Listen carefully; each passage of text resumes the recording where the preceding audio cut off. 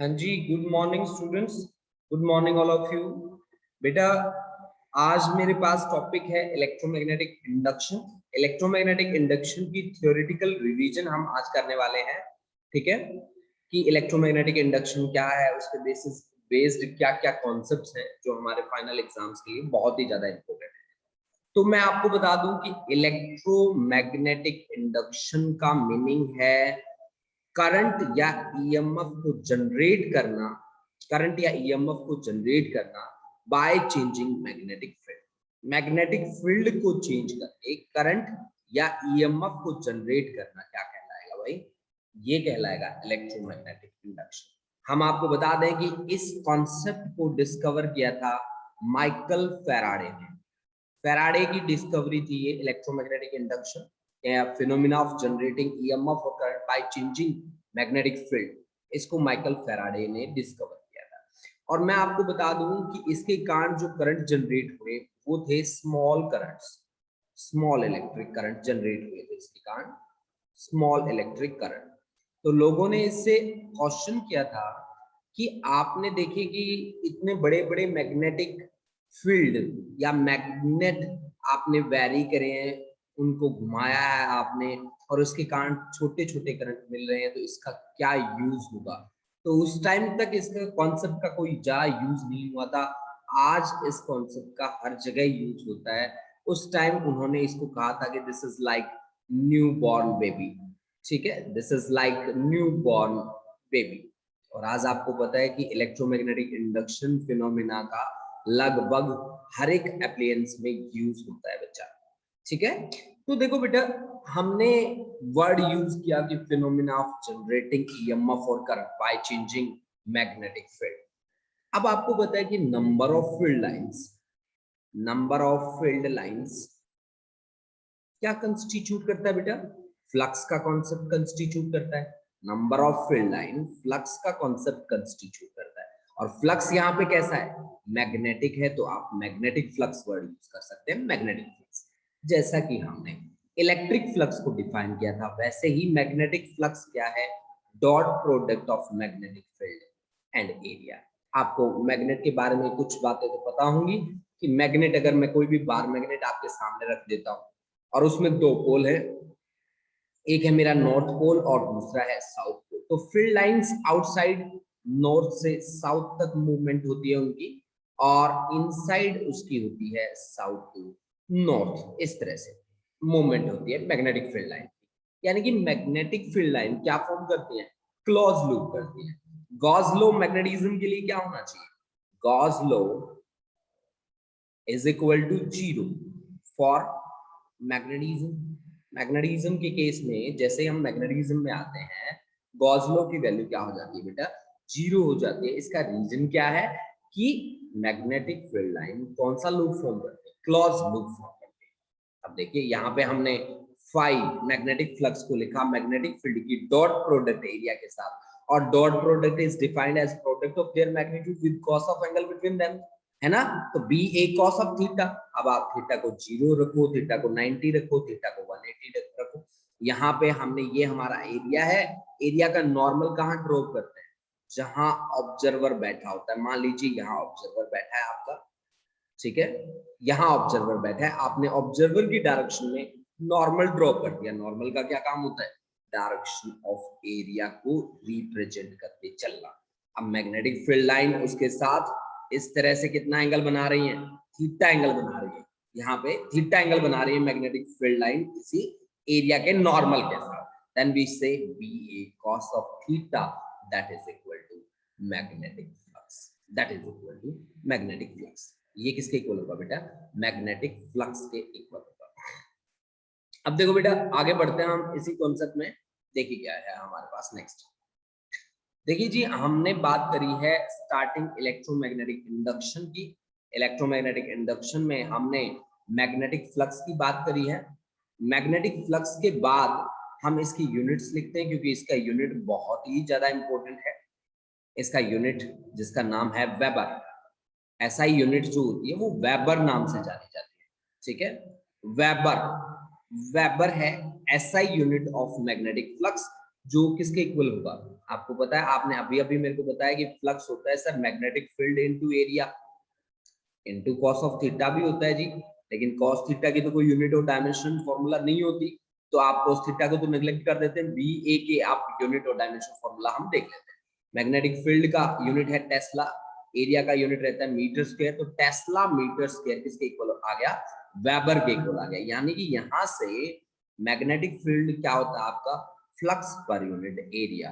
Magnetic field क्या होगा, flux per unit area. इसको हम क्या बोलते हैं, मैग्नेटिक फ्लक्स डेंसिटी।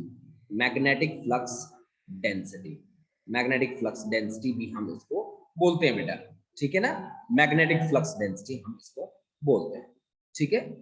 अब देखो बच्चों, यहां से इसकी सीजीएस यूनिट भी लिखी है इसने। सीजीएस यूनिट जो रहती है वो रहती है मैक्सवेल, और ध्यान रखना आप 1 वेबर 10 की पावर 8 मैक्सवेल के इक्वल होगा, ठीक है। 1 वेबर किसके इक्वल होगा, 10 रेज़ टू पावर 8 मैक्सवेल के इक्वल होगा। अब देखो बेटा, मैग्नेटिक फील्ड की यूनिट लिखना, आपको एक कॉन्सेप्ट याद होगा कि जैसे F is equal to Q V B sine theta, ये कॉन्सेप्ट था, force experienced by the charge particle when placed in uniform magnetic field. ये कॉन्सेप्ट था आपके पास, याद है आपको। तो यहां से मैग्नेटिक फील्ड की यूनिट बनती है क्या, F upon Q V sine theta.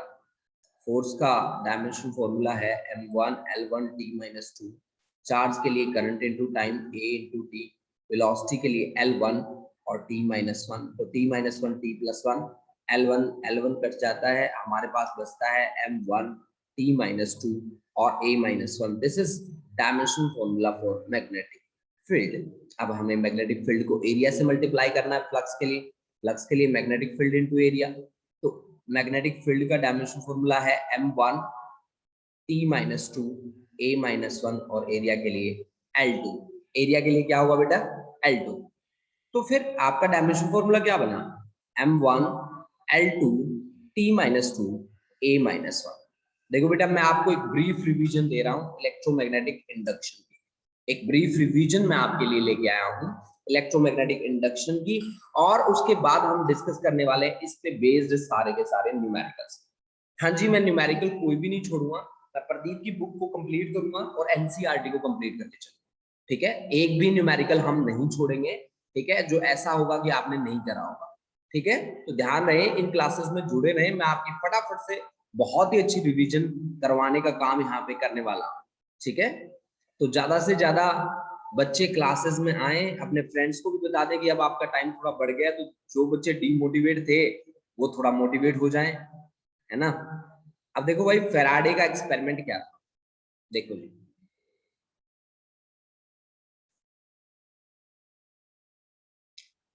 देखो भाई फेराडे का एक्सपेरिमेंट, मैं आपको एक बात बता देता हूँ माइकल फेराडे के बारे में। फेराडे ने ये एक्सपेरिमेंट 8 सालों तक चलाया था, 8 इयर्स तक ये एक्सपेरिमेंट चला था, और 8 इयर्स तक उन्हें कोई अचीवमेंट नहीं मिली। 8 सालों तक उन्होंने ये एफर्ट्स करे कि मैं मैग्नेटिक फील्ड को वैरी करके इलेक्ट्रिक करंट को जनरेट करूं। उन्होंने इस कॉइल के पास बड़े बड़े मैग्नेट्स रखे, बहुत बड़े बड़े मैग्नेट्स रखे, इलेक्ट्रोमैग्नेट भी रखे देखे, लेकिन कभी कोई करंट गैल्वेनोमीटर ने शो नहीं किया। 8 साल बाद वो फ्रस्ट्रेट हो गए और उन्होंने इस बार मैग्नेट को फेंक के मारा। अब जैसे ही बार मैग्नेट को फेंक के मारा, ये इस कॉइल से पास हुई, और जैसे ही कॉइल से पास हुई, गैल्वेनोमीटर ने क्या शो कर दिया, डिफ्लेक्शन शो कर दिया। अब जैसे ही डिफ्लेक्शन शो किया, माइकल फेराडे बहुत ही खुश हुए और उन्होंने आके अपने एक्सपेरिमेंट को नाम दिया। कैसे नाम दिया, चलो जी, 2 बातों से मैं इस एक्सपेरिमेंट को करता हूं कंप्लीट, कि what happened and why happened. देखिए बेटा, मेरी 2 बातें रहती हैं इस पूरे एक्सपेरिमेंट को प्रूव करने के लिए कि क्या हुआ और क्यों हुआ, ये बातों का मैं आंसर आपको दूंगा। देखो, जब ये बार मैग्नेट स्टेशन थी, अब आपको दिख रही है डायग्राम में कि नंबर ऑफ फील्ड लाइन कितना है जो इसके साथ जुड़ा है, 3। नंबर ऑफ फील्ड लाइन कितना है, 3 फील्ड लाइन है। अगर ये स्टेशनरी है तो number of field line change नहीं होगा। तो नंबर ऑफ फील्ड लाइन जब चेंज नहीं होगा तो हमने क्या कहा कि करंट भी नहीं होगा, हमने गैल्वेनोमीटर में कोई डिफ्लेक्शन ऑब्जर्व नहीं करी। यानी कि जब number of field line constant है, मींस फ्लक्स जब कांस्टेंट है तो करंट क्या है, जीरो। अब मैंने इसको फेंक के मारा इसकी तरफ, ऐसे मूव किया, मैग्नेट मूविंग टुवर्ड्स, तो करंट यहाँ पे मैंने लिखा इंक्रीज हो रहा है, मतलब डिफ्लेक्शन दिखा रहा था गैल्वेनोमीटर। तो इसका मतलब क्या था कि फ्लक्स क्या हो रहा था बच्चे, इंक्रीज हो रहा था। फ्लक्स क्या हो रहा था, इंक्रीज हो रहा था। अब मैग्नेट को फिर से मैंने स्टेशनरी किया, स्टेशनरी करते ही फिर number of field line constant हुआ और कांस्टेंट होते ही करंट फिर से क्या हो गया, जीरो हो गया। ठीक है, तीसरी बात, मैंने मैग्नेट को दोबारा मूव किया, मूविंग अवे, करंट डिक्रीज हुआ, फिर भी number of field lines decrease हुआ।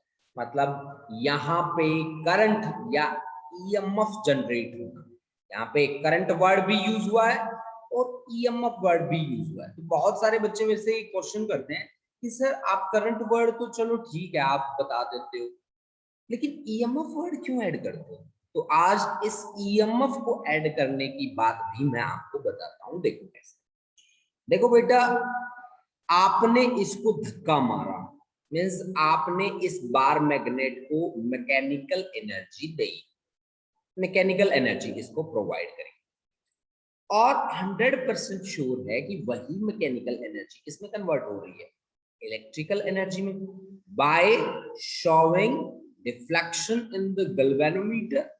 सही बात है कि नहीं है भाई? आपने जो मैकेनिकल, जिससे आपने इसको धक्का मारा, फेंक के मारा, वो मैकेनिकल एनर्जी जो आपने दी वही तो इलेक्ट्रिकल एनर्जी में कन्वर्ट हो रही है। सही बात है कि नहीं है? तो अब देखिए इसका मतलब क्या हुआ कि ये जो हमारी कॉइल है, इस कॉइल के पार्टिकल्स के पास एनर्जी आती है, आती है कि नहीं आती है? तो जिससे वो क्या कर पाते हैं, एक डिफाइंड पाथ में मूव कर पाते हैं, एक डिफाइंड पाथ में वो क्या कर पाते हैं बेटा, मूव कर पाते हैं। जैसे कि मान लीजिए हमारे पास ये एक सर्कल है, ठीक है, ये इसको एक कॉइल बनाना है मैंने, है ना, एक सर्कुलर कॉइल बनाना है मैंने। मान लीजिए ये मेरा सर्कुलर कॉइल मैंने बना दिया इसको, ऐसे यहां से कट करने वाला हूं मैं इसको, ठीक है ना जी, यहां से कट करने वाला हूं और इसको फिर कनेक्ट करूंगा मैं किससे, गैल्वेनोमीटर से। मान लीजिए मैंने इसको यहां से और यहां से मैंने कनेक्ट कर दिया किसके साथ, गैल्वेनोमीटर के साथ, ऐसे। ये देखिए जी, यहाँ पे ऐसे, ये देखिए जी, मैंने इसको गैल्वेनोमीटर के साथ कनेक्ट किया है। गैल्वेनोमीटर एक सेंसिटिव डिवाइस होती है जिसका काम होता है स्मॉल इलेक्ट्रिक करंट की प्रेजेंस को डिटेक्ट करना और उस स्मॉल इलेक्ट्रिक करंट की वैल्यू को मेजर करना। स्मॉल इलेक्ट्रिक करंट की वैल्यू क्या करता है, ये मेजर करता है स्मॉल इलेक्ट्रिक करंट।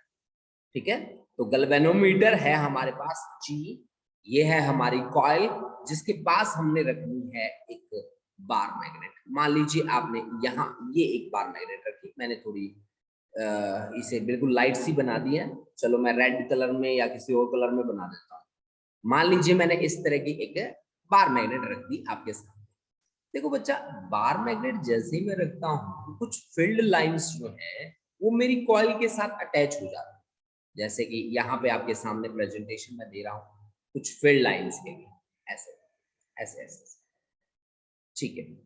अब देखो बेटा, जब हम लोग क्या करते हैं, इसको इसकी तरफ मूव करते हैं, जब हम इसको इसकी तरफ मूव करते हैं तो number of field line change होता है, या हमने जो मैकेनिकल एनर्जी दी है इसके पार्टिकल यानी कि इलेक्ट्रॉन्स के पास वो एनर्जी आती है, बिल्कुल।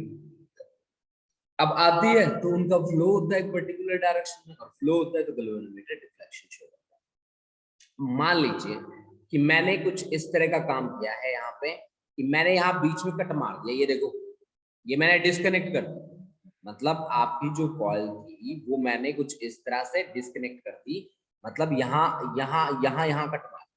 अब मैं इस बार मैग्नेट को मैंने मूव किया इसकी तरफ, इससे दूर लेके गया, तो क्या इसके पार्टिकल के पास एनर्जी स्टोर नहीं होगी? तो आंसर इज नो, उनके पास एनर्जी स्टोर होगी, लेकिन क्या अब वो फ्लो कर सकते हैं उस एनर्जी की हेल्प से? नहीं, हमारा सर्किट ओपन है, क्लोज नहीं है। अगर सर्किट ओपन होता, क्लोज होता तो 100% श्योर गैल्वेनोमीटर डिफ्लेक्शन शो करता है। अब गैल्वेनोमीटर डिफ्लेक्शन तो शो नहीं करेगा, लेकिन उनके पार्टिकल के पास एनर्जी स्टोर तो होगी ही होगी। वो एनर्जी जिस फॉर्म में स्टोर होगी उसको हम क्या बोलते हैं बेटा, ईएमएफ बोलते हैं। ईएमएफ का क्या काम होता है, पोटेंशियल डिफरेंस प्रोवाइड करना, मतलब अल्टीमेटली करंट कंस्टिट्यूट करना। करंट कब कंस्टिट्यूट होगा, जब सारे पार्टिकल एक पर्टिकुलर डायरेक्शन में मूवमेंट होगी इसमें पार्टिकल की, तब यानी कि इन पार्टिकल के पास एक एनर्जी स्टोर हो गई है, जिसकी हेल्प से जैसे ही हम सर्किट को क्लोज करेंगे वैसे ही उनकी मूवमेंट स्टार्ट हो जाएगी। इसलिए मैं यहाँ दो वर्ड यूज करता हूं, करंट और ईएमएफ। तो मैंने क्या देखा, मैंने देखा कि नंबर ऑफ फील्ड लाइंस को अगर मैं चेंज करता हूं तभी ईएमएफ जनरेट होती है। नंबर ऑफ फील्ड लाइंस को अगर मैं चेंज करता हूं, नंबर ऑफ फील्ड लाइंस अगर चेंज होगी तभी करंट या ईएमएफ इंड्यूस होगी, तभी करंट इंड्यूस होगा, अदरवाइज तो करंट इंड्यूस नहीं होगा, अदरवाइज करंट इंड्यूस नहीं होगा। तो ये था फैराडे का एक्सपेरिमेंट, जिसने हमें बताया कि अगर हम नंबर ऑफ फील्ड लाइंस को चेंज करते हैं तो फिर क्या इंड्यूस होता है बेटा, करंट इंड्यूस। अब बढ़ते हैं बच्चा आगे। देखो अब आगे है हमारे पास फैराडे के दोनों लॉज। देखो फर्स्ट लॉ क्या कहता है और सेकंड लॉ क्या कहता है, देखिए बेटा फर्स्ट लॉ की बहुत ही सिंपल सी स्टेटमेंट है, ठीक है, कि whenever amount of magnetic flux linked with the circuit changes an EMF is induced in the circuit। ठीक है, ये कहता है कि amount of magnetic flux linked with the circuit changes, मतलब सर्किट से जो लिंक है फ्लक्स, अगर उस फ्लक्स में चेंज होता है तो ईएमएफ इंड्यूस होती है, and it last so long as change in magnetic flux continuous. जब तक मैग्नेटिक फ्लक्स में चेंज होता रहेगा तब तक ईएमएफ आपको मिलती रहेगी। जैसे ही चेंज होना बंद हुआ वैसे ही ईएमएफ इंड्यूस होना भी बंद हो जाएगा। और सेकेंड लॉ तो बड़ा ही फेमस है, ये कहता है कि magnitude of induced EMF is directly proportional to rate of change of magnetic flux, rate of change of magnetic flux d∅/dt। ठीक है, मतलब ये क्या है, change in flux per unit time, यानी कि कोई कांस्टेंट लगा दीजिए तो EMF E is equal to k d∅b/dt। ठीक है, अब k की वैल्यू होती है 1, तो EMF E is equal to d∅b/dt। मैं बता दूं आपको कि फैराडे ने हमें जो लॉ प्रोवाइड किया E is equal to d∅/dt, इसको फर्दर करेक्ट किया किसने, लेंज ने। लेंज ने करेक्ट कैसे करा, उसने डायरेक्शन प्रोवाइड की। डायरेक्शन कैसे प्रोवाइड करी, उसने कहा कि फ्लक्स में जिस डायरेक्शन में चेंज होगा उससे अपोजिट डायरेक्शन में क्या इंड्यूस होगा, ईएमएफ इंड्यूस होगा। This is the main thing of this experiment that you have to keep in mind कि ईएमएफ जो इंड्यूस होती है ना, उसकी डायरेक्शन फ्लक्स में चेंज जिस डायरेक्शन में हुआ है उससे हमेशा क्या रहती है, ऑपोजिट रहती है। बच्चा पार्टी उससे हमेशा क्या रहती है बेटा, ऑपोजिट रहती है। This thing you have to keep in mind कि ईएमएफ की जो डायरेक्शन होगी वो हमेशा ऑपोजिट होगी फ्लक्स में चेंज होने वाली डायरेक्शन का। मतलब इसका मीनिंग ये हुआ कि जो ईएमएफ इंड्यूस होगी वो फ्लक्स में चेंज का क्या करेगी, विरोध करेगी। E is equal to minus of d∅/dt। अगर हमारे पास नंबर ऑफ टर्न्स n है तो ठीक है, किसी भी कॉइल में नंबर ऑफ टर्न्स n है तो ईएमएफ कितनी इंड्यूस होगी, माइनस ऑफ n d∅/dt। ये फाई कैसा है, मैग्नेटिक है, तो फाई के नीचे p लिख रहा हूं मैं, मैग्नेटिक फ्लक्स वर्ड यूज कर रहा हूं। आपको पता है बेटा कि करंट क्या होता है, करंट होता है ईएमएफ डिवाइड बाय रेजिस्टेंस, यानी कि आप इसको ऐसे भी लिख सकते हो -n/r और d∅b/dt, d∅b/dt। आप इस तरह से भी वर्ड्स, इस तरह के वर्ड्स भी यूज कर सकते हैं बच्चा पार्टी। देखो बेटा मैंने अब तक आपको जो बातें बताई हैं, फैराडे के दोनों लॉ बताए हैं और लेंज लॉ की हेल्प से उसने कैसे प्रेजेंटेशन दी। अब हम लेंज लॉ की बात करेंगे कंप्लीट। ठीक है, तो लेंज लॉ क्या कहता है, देखो मैंने यहाँ इसकी एक बात लिखी है कि लेंज लो कह रहा है कि आ रहा है तो आने नहीं देता और जा रहा है तो जाने नहीं देता। ये लेंज लो की स्टेटमेंट है बच्चों। आ रहा है तो आने नहीं देता और जा रहा है तो जाने नहीं देता। ठीक है, यानी कि लेंज लो क्या कहता है, लेंज लो की स्टेटमेंट यहां से बनती है कि E is equal to minus of D phi B by D T.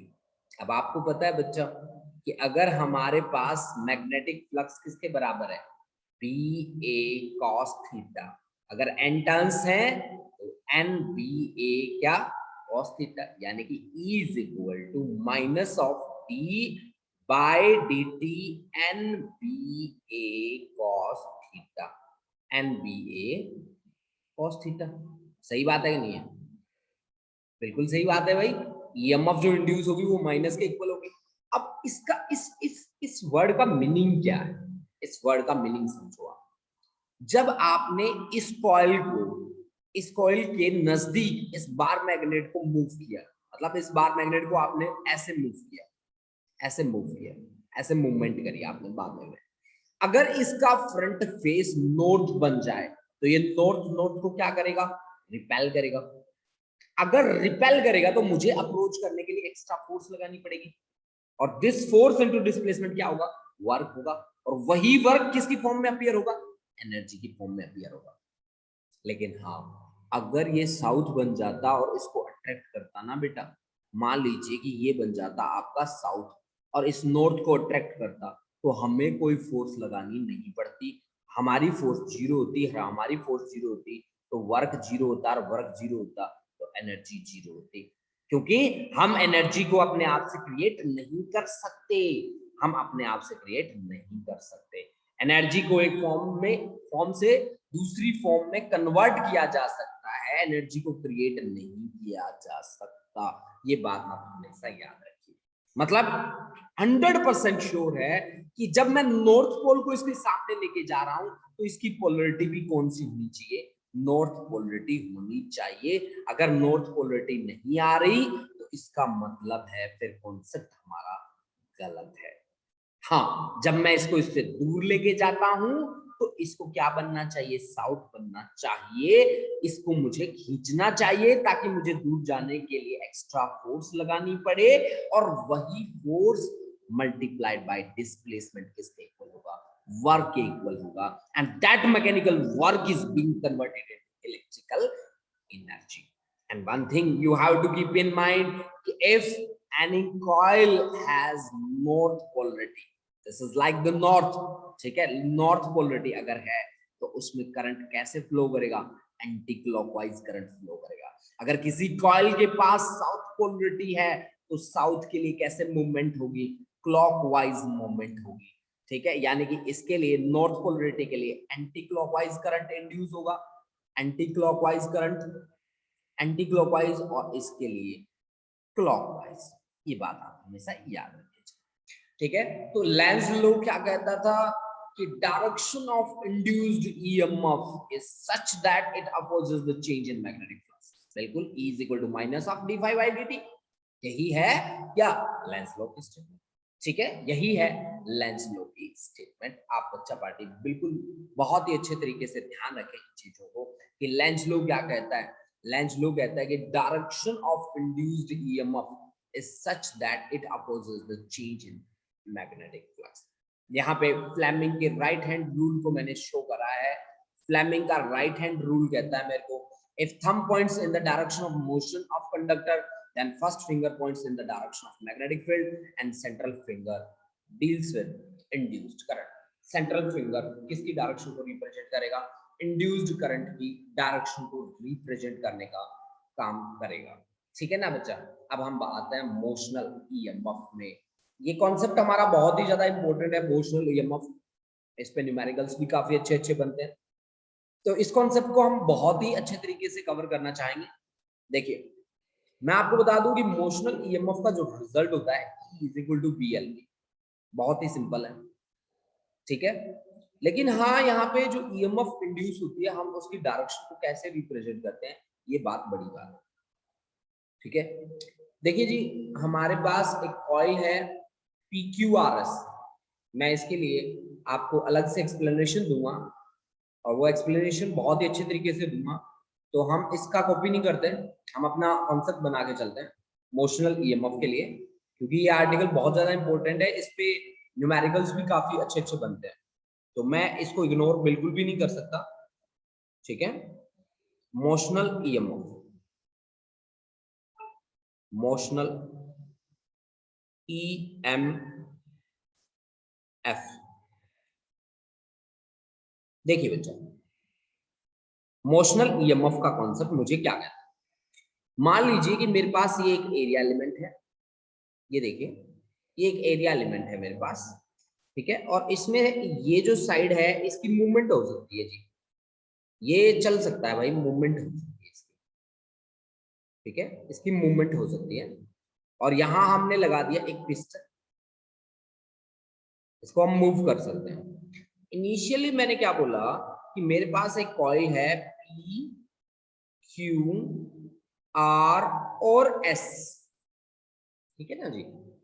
मेरे पास एक एरिया एलिमेंट है पी क्यू आर एस, ठीक है, जिसकी लेंथ एल के इक्वल है और ब्रेड्थ जिसकी पी के इक्वल है, मान लीजिए। और हमने इसके अंदर मैग्नेटिक फील्ड अप्लाई कर दिया, इसके अंदर, केवल इसके अंदर, ऐसे,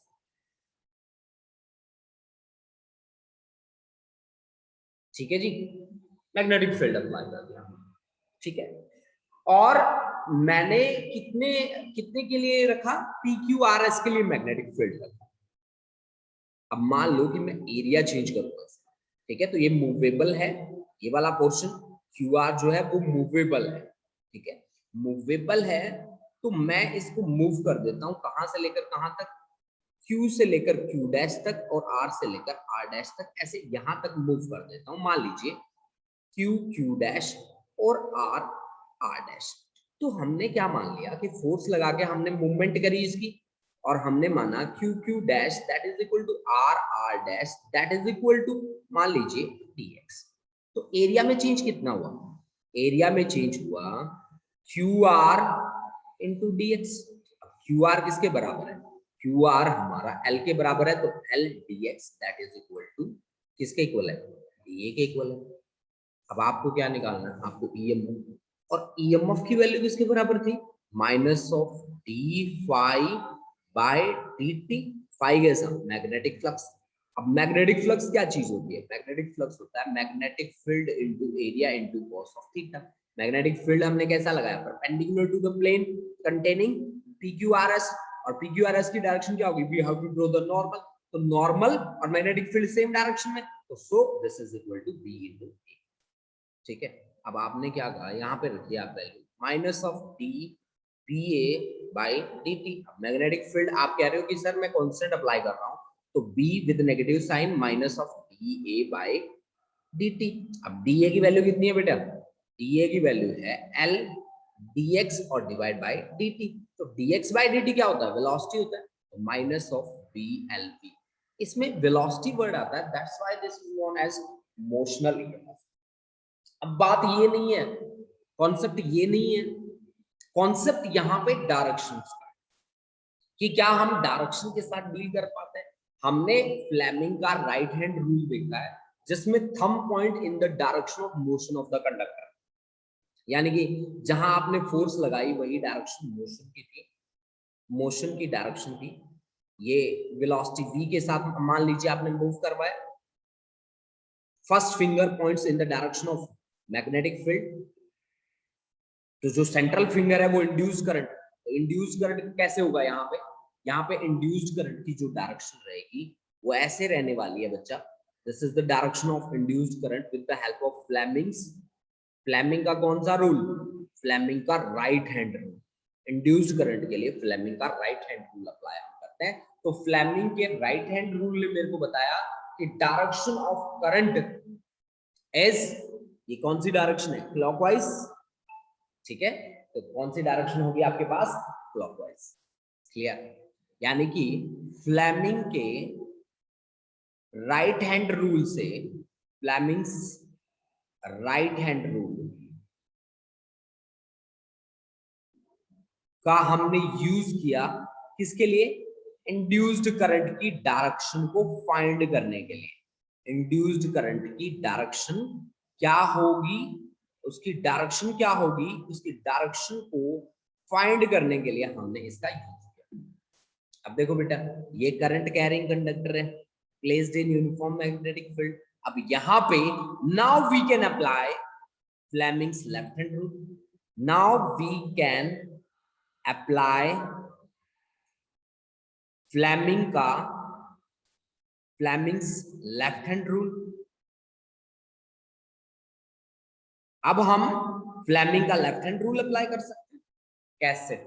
फ्लेमिंग का लेफ्ट हैंड रूल क्या कहता है कि जब हम किसी करंट कैरिंग कंडक्टर को यूनिफॉर्म मैग्नेटिक फील्ड में रखते हैं तो वो फोर्स एक्सपीरियंस करता है, that is F is equal to BIL sine theta. F is equal to BIL sine theta. सही बात है, वेरी गुड। तो अब यहां से देखिए कि अगर हम कंडक्टर SP की बात करें तो करंट की डायरेक्शन, आप लेफ्ट हैंड रूल लीजिए और लेफ्ट हैंड रूल से करंट की डायरेक्शन में सेकंड फिंगर रखिए, फर्स्ट फिंगर मैग्नेटिक फील्ड की डायरेक्शन, ठीक है ना। तो आपके पास फोर्स की जो डायरेक्शन बनेगी यहाँ पे वो कौन सी बनेगी, यहाँ पे फोर्स की डायरेक्शन बनेगी ये, इसको मान लीजिए F1, थीटा आपका 90 डिग्री रहेगा यहाँ पे, तो ये आ गया आपके पास BIL। अब यहाँ पे आपका फोर्स बनेगा F2, that is equal to BIL, L की जगह पे B और साइन 90। इसकी डायरेक्शन कहाँ पे बनेगी, इसकी डायरेक्शन बनेगी इसके परपेंडिकुलर। इसी तरह से ये साइड तो आप बाहर लेके मैग्नेटिक फील्ड से, तो इस पे तो लगेगी नहीं फोर्स, और इस पे कहाँ पे लगेगी, इस पे यहाँ पे लगेगी, वो होगी आपके पास F3 BIB। अब F2 और F3 एक दूसरे को कैंसिल कर देंगे, रिजल्टेंट फोर्स कहाँ लग रही है, इनवर्ड्स लग रही है। रिजल्टेंट फोर्स कहाँ लग रही है, inwards. That's why to move outward we have to apply some extra force, and that force into displacement will be equal to work done, and that work will appear as the electrical energy। वही work electrical energy की तरह क्या होगा, appear होगा बच्चा party. यही concept है यहाँ का, जो सबसे बढ़िया कॉन्सेप्ट है जो हमें याद करना होता है, ठीक है ना। अब बढ़ते हैं हम आगे। ये मोशनल ईएमएफ का कॉन्सेप्ट था जो मैंने फ्लेमिंग के लेफ्ट से भी और फ्लेमिंग के राइट हैंड रूल से भी आपको रिप्रेजेंट किया है, ठीक है ना। तो ये हमारा मोशनल ईएमएफ का आर्टिकल था। इसके न्यूमेरिकल बहुत ही अच्छे अच्छे हैं जिनके साथ हम कल डील करेंगे, ठीक है। अब देखो, उसके बाद आता है एक जनरल सा article, that is power in a conductor moved in magnetic field. Power हम निकाल सकते हैं। पावर क्या होता है, पावर तो रेट ऑफ डूइंग वर्क होता है। Power is work upon time. देखो पावर दो तरह की होती है, एक मैकेनिकल एक इलेक्ट्रिकल। मैकेनिकल पावर तो हो गई आपकी force into displacement divide by time. तो मैकेनिकल पावर क्या बनी, डिस्प्लेसमेंट अपॉन टाइम क्या होता है, वेलोसिटी। तो पावर स्केलर क्वांटिटी होती है, तो power should be equal to dot product of force and velocity. Number एक बात, this is mechanical power, this is mechanical power. अगर इलेक्ट्रिकल पावर की बात करी जाए तो power is rate of doing work, work is equal to heat, heat is equal to I square R T divide by T, T से T cancel, this is I square into R, ठीक है। आप हम लोग इसको लिख सकते हैं V इंटू आई भी लिख सकते हैं, V की जगह यहाँ पे वर्ड यूज होते हैं EMF इंटू करंट, ये भी लिख सकते हैं, that should also be equal to the power. अब देखो भाई, हमने जो EMF यहाँ पे निकाली है वो निकाली है BLV, ठीक है। हम यहाँ पे इसी बात को ऐसे लिख सकते थे कि P is equal to I square R square divide by R. V is equal to I R होता है तो V square divide by R, और V की जगह पे EMF E square divide by R, और EMF E is equal to BLV, तो इसका स्क्वायर यानी कि B square L square V square और डिवाइड बाय R, ठीक है। That is equal to power P। B square L square V square divide by R, that is equal to power, ठीक है ना। पावर का मतलब है ये हीट प्रोड्यूस्ड पर सेकंड के equal, B square L square V square divide by R, ठीक है। तो ये आपका क्या होगा, पावर के इक्वल होगा, ठीक है ना बच्चा। तो अब देखो बेटे, आगे बढ़ते हैं हम, और आगे हमारे पास है एडी करंट। मैं आपको एक बात बता दूं कि 100% श्योर है आपके एग्जाम में एडी करंट से जुड़ा हुआ एक क्वेश्चन तो आएगा ही आएगा। आज तक कभी ऐसा नहीं हुआ कि कोई भी पेपर ऐसे सेट हुआ हो जिसमें कि एडी करंट से जुड़ा हुआ क्वेश्चन ना आए। एडी करंट को वैसे हम सर्कुलेटिंग करंट बोलते हैं, इनको सर्कुलेटिंग करंट, ठीक है।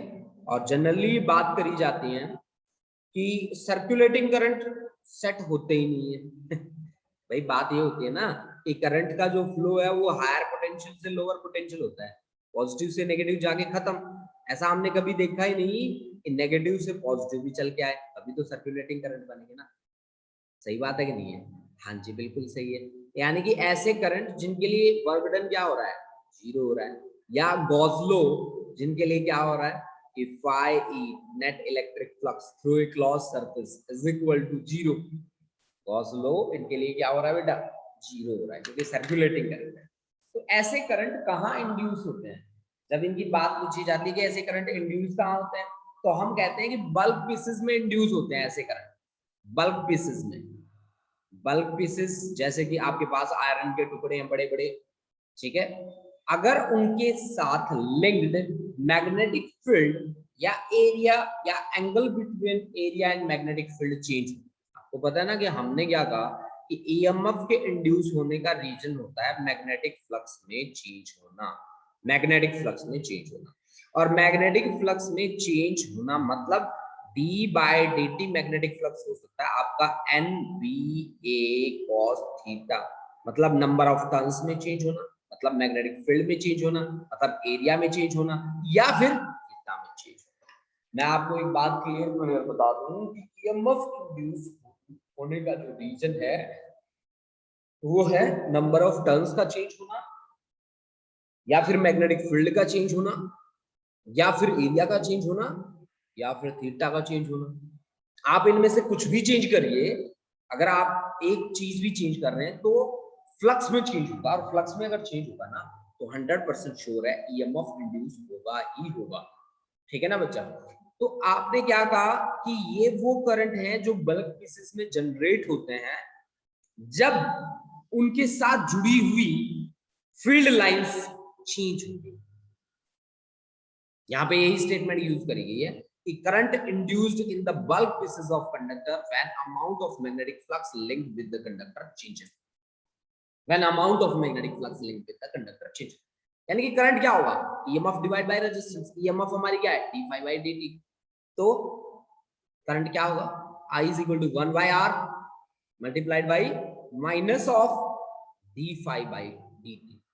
देखो बच्चा, हमने बल्क पीसेस के साथ यहाँ पे नॉन यूनिफॉर्म मैग्नेटिक फील्ड में हमने रखा, यूनिफॉर्म मैग्नेटिक फील्ड में एडी करंट जनरेट नहीं होते, तो यहाँ पे एडी करंट जनरेट हुए, उनको हम कैसे एक्सप्लेन करेंगे, इसके लिए हम बढ़ते हैं। देखो भाई, हमारा बेसिक जो आर्टिकल है वो तो आर्टिकल यही है कि हम ना जी फ्लक्स को चेंज करेंगे, और फ्लक्स को चेंज करने के कारण क्या होगा जी, ईएमएफ इंड्यूस होगी। बेसिक बात तो हमारी यही है, इसी बात को हम अपना बेस बनाएं, इसी बात को हम अपना बेस बना के काम करें, ठीक है ना। देखो मैं यहाँ पे ये वाला एक्सपेरिमेंट लेता हूँ, एक्सपेरिमेंट नंबर 7। देखो जी इसकी एक्सप्लेनेशन मैं कैसे करता हूँ। देखो भाई ये कॉइल है ना, ये कॉइल है आपके पास P Q R S, इसको हमने एक यूनिफॉर्म मैग्नेटिक फील्ड में सस्पेंड कर रखा है। अब मैंने मैग्नेटिक फील्ड को रिमूव कर दिया और इसके अंदर मैंने फ्री ऑसिलेशन सेट कर दिया, फ्री ऑसिलेशन सेट कर दिया। आपको भी पता है ग्रेविटी इफेक्ट तो होता ही होता है, ग्रेविटी इफेक्ट के कारण ये रेस्ट में आएगा, बिल्कुल रेस्ट में आएगा। मान लीजिए यहाँ रेस्ट में आने के लिए इसे लगे 15 सेकेंड, ठीक है। अब मैंने इसको अप्लाई किया मैग्नेटिक फील्ड को, अप्लाई करने के बाद फिर से फ्री ऑसिलेशन सेट करें, और अब मैंने टाइम देखा तो ये 10 सेकेंड में रेस्ट में आ जाता है, 10 सेकेंड में रेस्ट में आ जाता है। अब इसका क्वेश्चन का आंसर क्या होना चाहिए, ये बात क्यों कि मैग्नेटिक फील्ड जैसे ही हमने अप्लाई किया है 10 सेकेंड में रेस्ट में आ गया। अब सुनो मेरी बात कि जब ये ऊपर से मान लो यहाँ से ये एक्सट्रीम पोजीशन है इसकी, एक्सट्रीम से मीन की ओर जब आ रहा है तो नंबर ऑफ फील्ड लाइन लगातार क्या होता जा रहा है, इंक्रीज होता जा रहा है। अब फील्ड जिस डायरेक्शन में इंक्रीज होता है उसके अपोजिट डायरेक्शन में क्या होता है बेटा, ईएमएफ इंड्यूस होता है, E is equal to minus of D phi B by D T. सही बात है कि नहीं, होता है कि नहीं होता, बिल्कुल होता है, उसके अपोजिट डायरेक्शन ईएमएफ इंड्यूस होता है, ठीक है ना। यानी कि जो ईएमएफ इंड्यूस होगा वो इसके मोशन को क्या करेगा, अपोज करेगा। अब जैसे ये बाहर जाने लगता है वैसे ही ये इसको कहता है कि तुम बाहर मत जाओ, बाहर मत जाओ। यानी कि अब जब ये बाहर जाने की कोशिश करता है उस सिचुएशन में भी नंबर ऑफ फील्ड लाइन क्या होता है, number of field line decrease होता है। मतलब डिक्रीज होता है तो फ्लक्स क्या होता है, डिक्रीज होता है। और फ्लक्स फाई जब डिक्रीज होता है तो ईएमएफ इंड्यूस होता है जिसकी डायरेक्शन, फ्लक्स जिस डायरेक्शन में डिक्रीज हो रहा है उससे मतलब बाहर जा रहा है तो बाहर नहीं जाने देगा। अब देखो पहले जब ये आ रहा था तो नॉर्थ फेस था, नॉर्थ फेस के कारण एंटी क्लॉकवाइज, भाई नॉर्थ नॉर्थ के सामने आ रहा है तो नॉर्थ के कारण एंटी क्लॉकवाइज। अब जब ये बाहर जाएगा तो कौन सा पोल बन जाएगा, साउथ, साउथ के कारण क्लॉकवाइज। यानी कि पहले करंट मान लो ऐसे था तो अब करंट ऐसे है, मतलब सर्कुलेटिंग करंट हमारे यहाँ पे क्या हो रहे हैं, सेट हो रहे हैं। सर्कुलेटिंग करंट हमारे क्या हो रहे हैं बेटा, सेट हो रहे हैं। समझ गए आप बात मेरी कि यहाँ पे सर्कुलेटिंग करंट क्यों सेट हो रहे हैं, ठीक है।